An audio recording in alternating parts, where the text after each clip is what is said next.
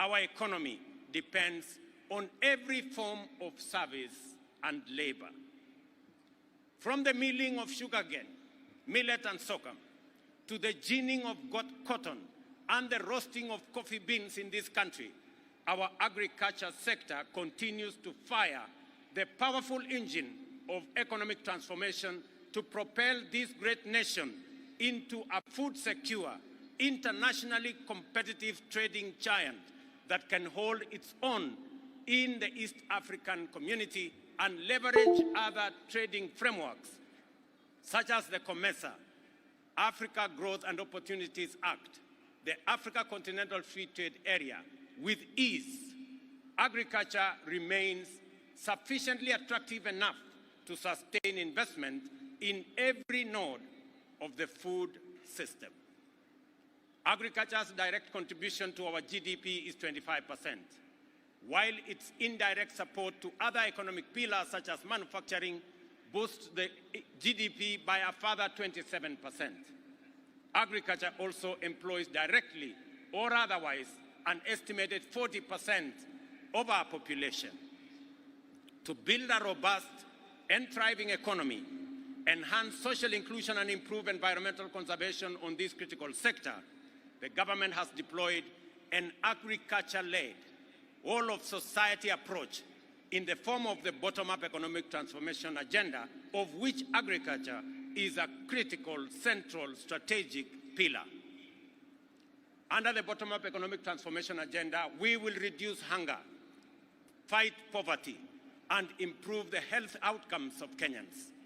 I am particularly delighted that agriculture and food security are the chosen theme of this year's celebration in this great agricultural county of Bungoma. We appreciate the determination of small-scale farmers who are the backbone of Kenya's agricultural sector in their efforts to produce sufficient and varied food to meet their national health and other daily needs. Against many odds, our farmers have defied systemic and structural constraints and limitations to make a contribution to households and national food security requirements and to propel the economy into the future. We understand, we cherish, and we value our farmers. Consequently, we have partnered effectively with farmers and other food system value chain actors, such as input suppliers, producers, processors, and support service providers to transform their productivity beyond subsistence and enhance the country's food security. This has been made possible through interventions in key value chains like maize, livestock, tea, coffee, edible oils, cashew nuts, pyrethrum, flowers, avocado, and macadamia nuts. We now have the potential to become a competitive regionally, globally, by utilizing the unique capacity of cooperatives to mobilize production on scale through the provision of government-supported agricultural extension services.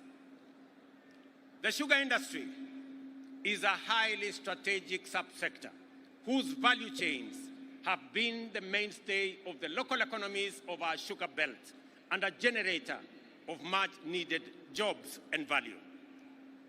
For this reason, we are firmly committed to ensure that the sugar industry returns maximum value to all actors in its value chains, beginning with the initial and foundational entrepreneur, the cane grower. To accomplish this, we have implemented a number of radical measures. We have written off Kenya shillings 110 billion worth of sugar factories' debts accumulated over the last 40 years. A new leasing model that will guarantee prompt payment for cane deliveries by farmers, timely wages for factory workers, and a bonus to sugarcane farmers every end of the year, like other crops, is underway. A call upon relevant agencies to accelerate the review process and to incorporate proceeds from byproducts in the scheme.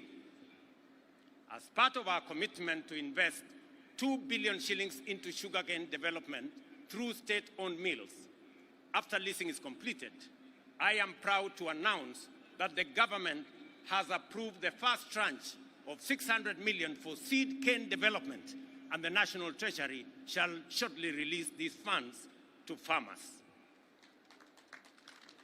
Recently, smallholder tea farmers exported Ketepa's value-added teas to West Africa and China. The government has also increased farm-to-table food safety through frameworks such as the Food Safety Policy, and a Food Safety Coordination Bill is underway. To ensure our capacity to coordinate agricultural production and deliver service to the sector more efficiently, we are developing and integrating a farmers and agripreneurs database into the Kenya Integrated Agriculture Information System. As we speak, the database already has 6.4 million registered farmers, and our aim is to serve them better by improving access, sharing and utilizing of information in the agricultural sector. We have just witnessed a cohort of 2,000 agripreneurs trained by the government of Kenya. There are 18,000 agripreneurs around the country whom we have commissioned today to take charge of our agriculture across Kenya. The power of the database is beyond doubt. In recent months, farmers have been able to access subsidized fertilizer from the fertilizer subsidy program, as well as animal feed and certified seed, more efficiently, more affordably, and more transparently. Since we began to distribute subsidized fertilizer last year, 15 million bags of 50 kilograms of crop and soil-specific fertilizers have been distributed. Our strategic intervention have led to a marked increase of value addition initiatives. Measures are underway to boost coffee productivity from 2 kilograms to 10 kilograms per tree, and from 50,000 metric tons to 102 metric tons a year by 2027. Under the coffee sector reform that we initiated, a 4 billion coffee jerry fund was established, 2 billion of which has paid, with a balance allocated for payment in the 2024-2025 financial year. This will ensure farmers get good returns for their investments. We are also writing off Kenya shillings 6.7 billion debt owed by coffee cooperatives